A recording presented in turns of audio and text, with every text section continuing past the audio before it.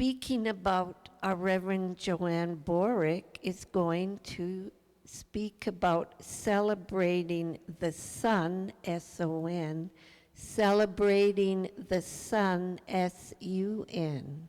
So, Reverend Joanne Boruck.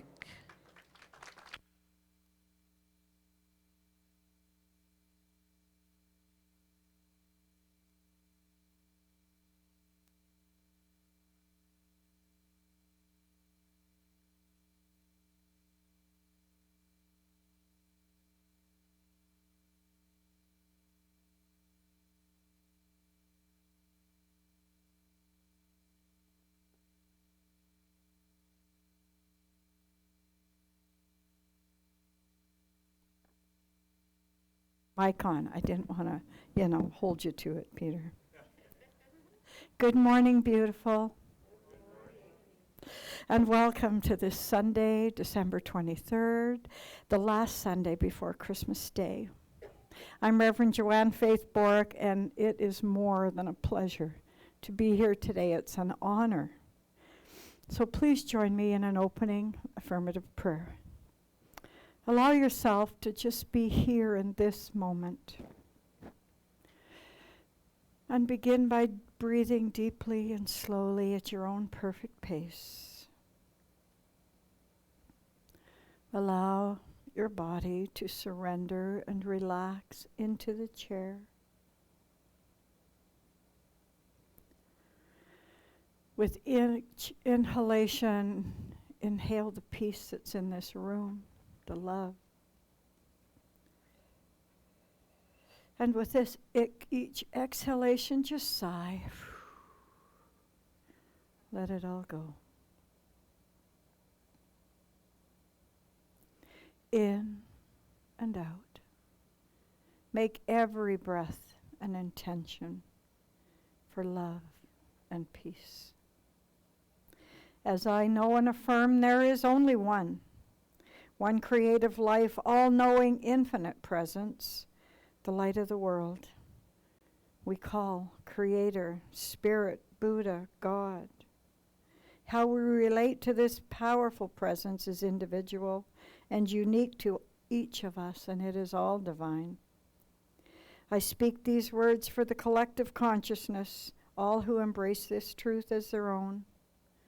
We embody the meaning and the intention. I am a part of it all. As a piece of the quilt of life is a part of all of us. We are integral to its structure and its purpose. I have a purpose, and I wrap myself in this infinite presence to guide me in kind, loving ways. I wrap myself because I am a gift to the world. The bow is my smile, the wrap is my light, and I share my gifts in ways that are meaningful.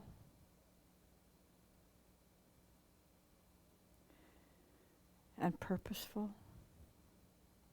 My smile and my light go before me and bring peace and comfort to all I meet on life's path. Today is a beautiful day, and so are you, and so am I.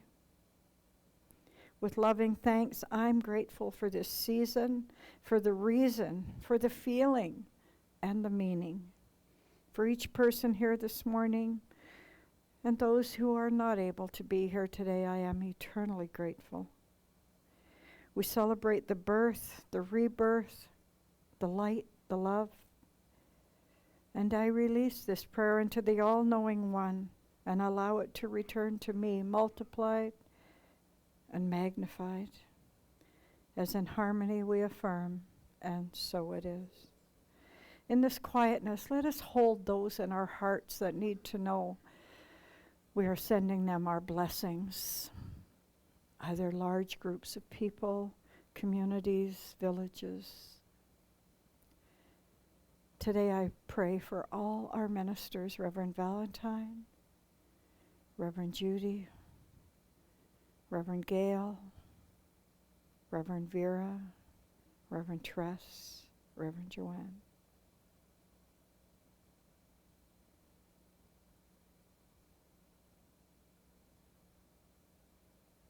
Thank you. My first request is, at the candle lighting, we lit 7 candles for the 7 qualities of spirit, the qualities of God. The last one was the white one. It was the spirit candle, the love candle, the God candle. So I'd like to start with asking Peter to light this candle, the oneness candle. I'm calling it the God candle. And as he lights that, I want to invite you all, if you come next week, on December 31st, there's a peace prayer that is spoken throughout the whole world.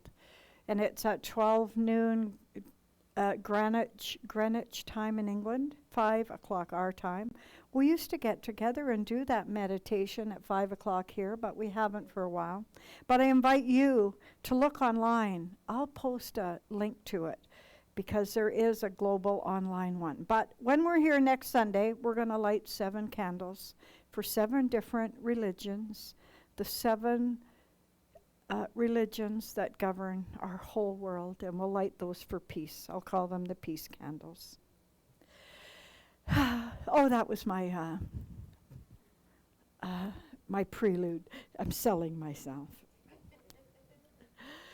And I'm ready to start. And I wanted to start with how amazing our autumn was. Wasn't it spectacular? I'd never seen the colors so beautiful. The northern lights, so spectacular. All of that reminds us that there is something greater than us, greater than we are, and we can use it for good. And it begins today for me with the solstice, the coming back of light. I often talk about, I think Easter could be the new year because it's about rebirth. Let's start again. And then as I was writing this, I was thinking, hey, maybe the solstice can be the new year because it's the coming of light. And we look forward to that springtime when the green shoots come through the snow. And I want to tell you, without a shadow of a doubt, they're under that snow waiting for us. Isn't it ironic that the light comes back on the coldest time of the year, just when we're feeling so tied in? So what? Truth. Yeah. That I think it's a gift. It's a gift from our Creator. Okay, I'm going to give you cold, but I'm going to give you light. So they'll balance each other off. So this morning I want to talk about a metaphor. Celebrate the S-O-N and celebrate the S-U-N. For me, it's a celebration of life today. I would be remiss if I didn't tell you that I've been walking a road of grief. And I'm privileged to speak to you about what celebration has come to mean to me. We can choose to look at life as something that we've lost and all the things we lost and oh my gosh, we're never getting back. But we can also choose to look at all we've gained, all we've learned, and what life still has to offer us. I celebrate today my 2 sisters on my cardinals, Marion and Susan, who left me and all of us within a course of 6 weeks. I hadn't even finished the service for one and I lost another. So we got to celebrate them all together. Everybody who thought they couldn't come came, because some were going to come for this one, they couldn't come. So, everything happens for a reason. All my family from Ontario made it out, and we had this great celebration. Today I wear my cardinal sweater for Christmas, but also I bought it in Florida, where my 2 sisters had a place. And you wouldn't think you'd find a beautiful Christmas sweater in Florida. And now they're both in this mansion in the sky in Florida, and it's never given more meaning to I go before you to prepare a place than my 2 sisters who lived together most of their adult life. They lost their husbands. They moved together in Barrie. They bought a place in Florida. They both moved to Alberta. They spent summers in Alberta and winters in Florida. And then they had to leave within a short time.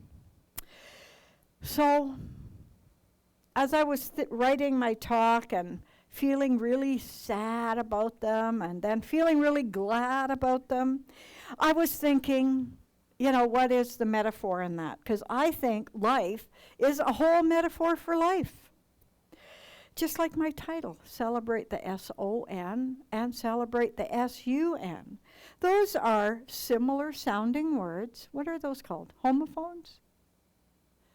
Homophones that sound the same but are spelt different. And also about celebrating the S-U-N is the coming of light. And some people say the coming of the S-O-N was the coming of light. And I'm going to talk about a metaphor that I didn't create. I'm going to plagiarize it and do a monologue of Ernest Holmes' The Meaning of Christmas. But the first thing I want to talk about is return of the light. The more I studied the return of the light, I learned that it's called Mother's Night. Did you know that? That it's called Mother's Night. It's when we move from darkness to light, and it's a very sacred night. And that's tonight. It's a night to honor our ancestral spirits, the divine feminine, and forces us into a time of turning inward. The darkness has reached its peak in the world and pauses in silent, breathless quiet. Before the return of the light, this is a time of reflection, remembrance, and honoring what carried us through the year. The mother. Metaphorically speaking, Mother's Night holds the womb space for the entire year. It's a sacred pause between endings and beginnings. What a metaphor for me. It's a sacred pause between endings and beginnings and grief and gratitude. What is mine to embrace? And it's a reminder that nothing needs to be fixed because being present is enough. So the sun and the sun are also celebrations of mothers. It's the Immaculate Conception. For spirituality, it's the story of the mother's resilience to birth and the humbleness of the stable.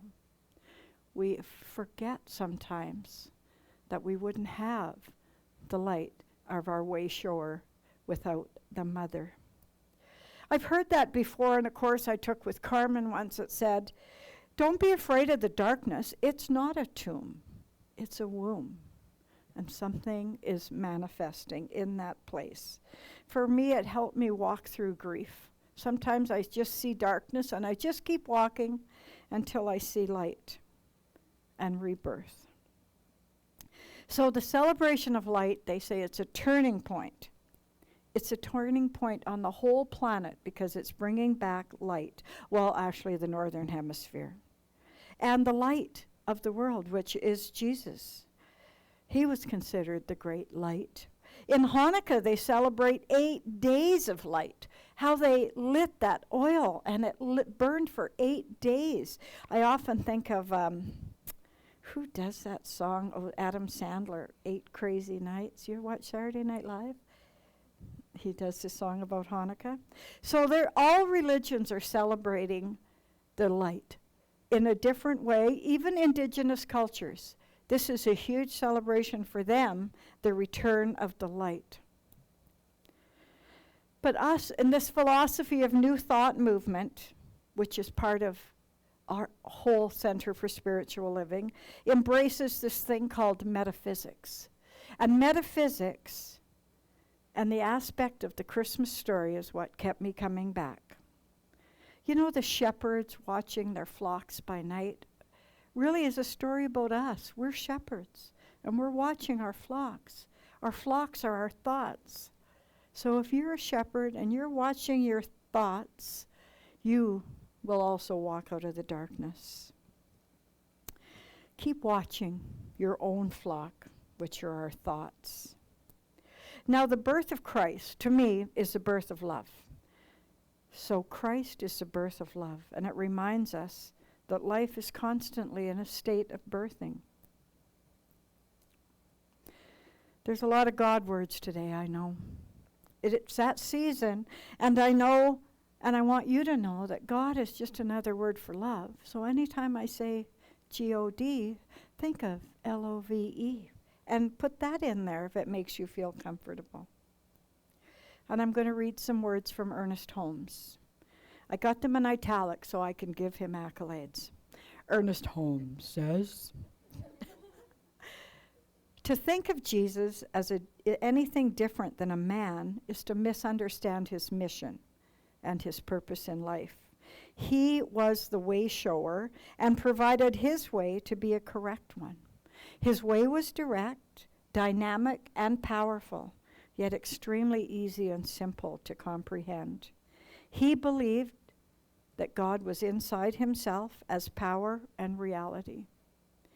He said, believe the God within, and it compels you to believe in yourself. He said, all these things I've done, you'll do only greater. What more could we need? We might not have heard it from our teachers or our parents, but there is a divinity that already tells us that.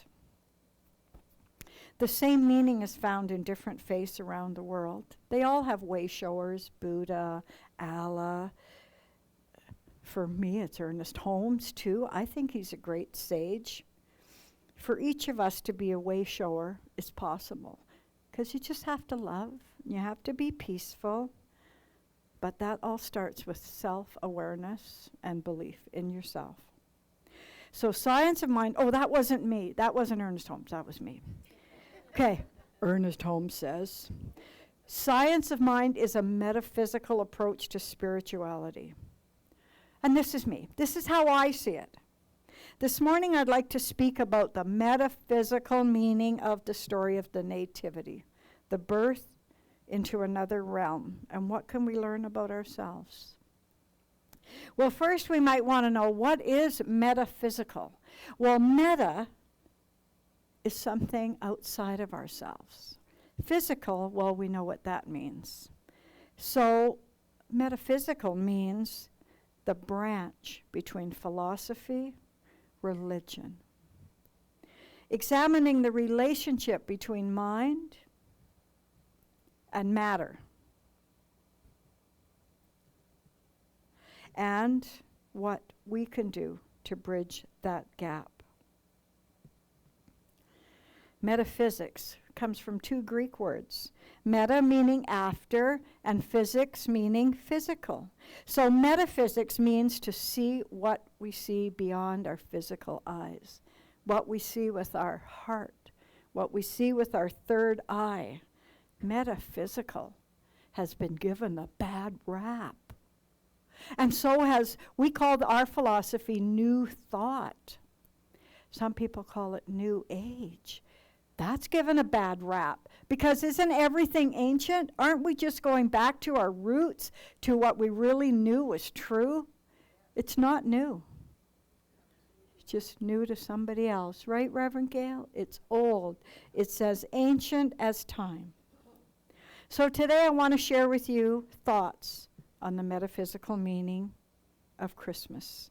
You know, the Bible deals with the physicalness, which is mostly true.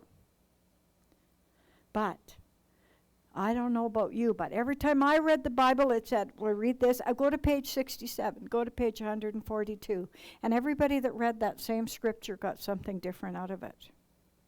So I think that's what it means when I say everything's a metaphor for something else. Because we are more than our bodies. We are power and we are truth. And Ernest Holmes had this great phrase that always struck with me. Because a lot of people think Jesus Christ was his name. Ernest Holmes says, we must understand that Christ is not a person, but a state of being. That's why it's called the Christ consciousness. So the celebration of the birth metaphysically relates to our own discovery of our own birth, our own inner child in each of us. Today's message on the Science of Mind and Christmas was taken from Ernest Holmes' Science of Mind magazine that Reverend Tress read out of in 1961. It's called The Rediscovery of Christmas. And these are his words. At this time of year, we celebrate the greatest event of history, the birth of Jesus. So, the birth of Jesus is symbolic of the birth of the God-man in the human soul, the incarnation of the living Spirit in you and me. This time of year, we think of the birth of the most divine person and redirect our hearts to the service of humanity, just as he did. Just as he is a great example. I got to go off script and tell you, that's another phrase that Ernest Holmes told us. Jesus was the great example, not the exception, the great example. The story of his birth contains so many meanings and symbols to all of us. So the shepherds, I talked about that. The shepherds who watched their flock, they sat in silent meditation of the wonders of the universe. You can just imagine them out there. And I think it couldn't have happened in December. Imagine how cold it was in Jerusalem, sitting on the hill watching their flock with their shawls on. So I don't know when it was, but they still were. They were shepherds, and what they did was they sat in silent meditation. And then the flocks, for us too, are shepherds. We're the shepherds watching our flocks, and these flocks are our thoughts, but not just our thoughts, our ideas, our faiths and our fears, our failures and our successors. All of those thoughts can happen within a minute. But if you're shepherding your thoughts, you can change them. And then the angel of the light.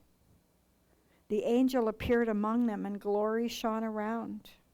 I think those angels are all around us, waiting with their message of hope and cheer to enter our minds and still our fears, and to sing glorious tidings of good cheer.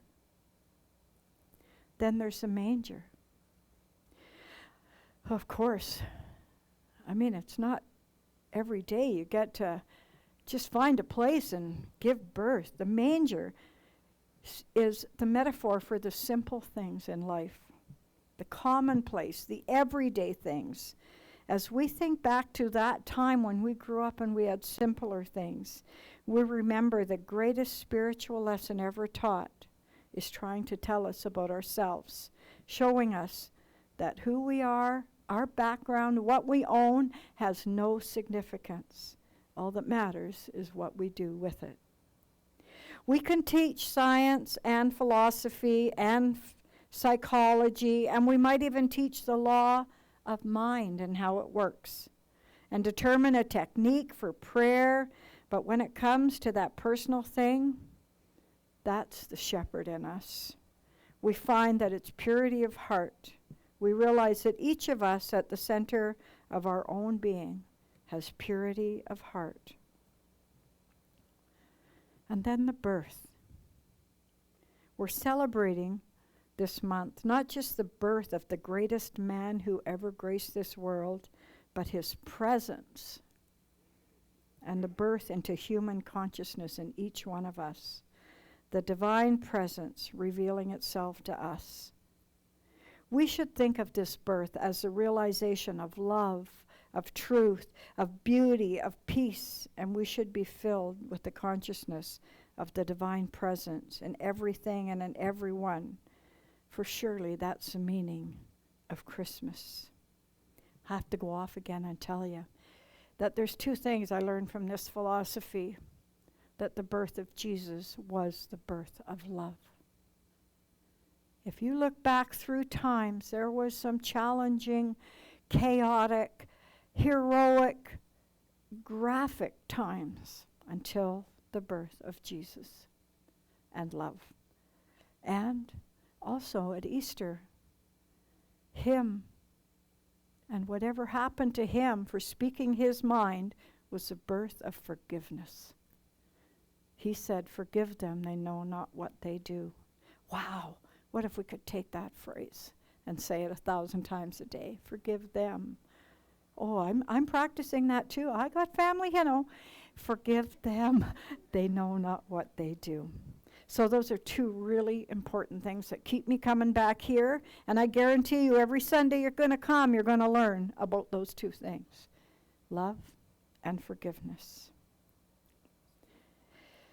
So the last thing was the star. The star that led the 3 wise men across the desert and through the wilderness to the manger represents the spiritual intuition that leads us across the waste expanse of our own human existence. Only the light of truth can help us to understand who and what we are. It's a day when we find common cause and gladly make our gifts of love to each other in the spirit of Him who said, we should love one another. It's not enough this Christmas time to think only of the history event, for we must make its meaning real in our own hearts and minds, something that's happening right now in our lives. This is where the story begins, that the Christ consciousness is born within us. The light of the world. Let your light shine before men that they may see your good works. Jesus taught us 2 truths. The first one is we're surrounded by a divine presence, and the second, there's a law of good that responds to our faith. No one before or since has ever been so specific. He was the greatest teacher. I felt that about Ernest Holmes, who was the first person that I believe that put the steps of prayer in a doable, attainable, certifiable manner that works 100% of the time based on your belief in it. Ernest Holmes' steps are, God is and so am I. And as soon as you're plugged into that power greater for good, you can claim anything you want. Make sure it's for your greatest and highest good. All the love, all the prosperity, all the abundance is yours if it's for your greatest and highest good and you feel worthy. You already are worthy, but you have to feel it. And then he closes with gratitude. Be grateful. And then he lets it go. He just says, I release it into the law of mind, which he calls like the law of gravity. You say it and it works 100% of the time, right, Reverend Gail? It works and it works. And say, I let it go, which is his word for amen. Amen means let it go, and he lets it go. So the secret of life and teaching and the power of Jesus is simple. He was the way shower. To each of us, he showed us that we're divine beings that hold the power we need to access the divinity that we want to become. You know, just like in modern physics, they discovered this nuclear energy when they split the atom. Well, thousands of years ago, Jesus discovered a different kind of energy, the energy of love. And here are the last words of Ernest Holmes in his discovery of Christmas. Let us follow the star of light, knowing that no harm can come to us on an ocean or on the shore. May that faith which sustained the man Jesus be our faith. May that love which was the motivating power flow through us. And may the light that comes to all of us, that there shall be peace on earth, and from us goodwill to all mankind. So this Christmas, let us think of this as we make our gifts to each other, and know that behind the gift is the giver, and behind the giver is God. And that is the story of Christmas, as told by Ernest Holmes. And he closed it with an affirmation I'd like you to repeat with me. I am joy, peace, and happiness. I am joy, peace, and happiness. I carry the spirit of joy with me. I carry the spirit of joy with me. And now, in lieu of a closing prayer, I found some quotes from Dennis Merritt Jones, who is one of our ministers, one of our writers. We've had him here, haven't we, Reverend Gail? A long time ago, I think. Yeah, I call him a sage. He says, may you have ample opportunities to witness the divine birth of love in the world each time you see the light of the beloved in the eyes of another. regardless of the spiritual path they have chosen. May you be the light that diffuses the darkness in the lives of those who are in the shadow of their own personal struggles. May the sacredness of the season of light illumine your way, allowing you to fully see and use a gift of your life in a manner that honors the giver of the gift. May you always remember you are the light of the world, and the world greatly needs your light right now. May you fully realize and embrace how loved you truly are by those around you as well as the Infinite One. And may peace that passes all understanding reside in your heart in this season of light and forever therein.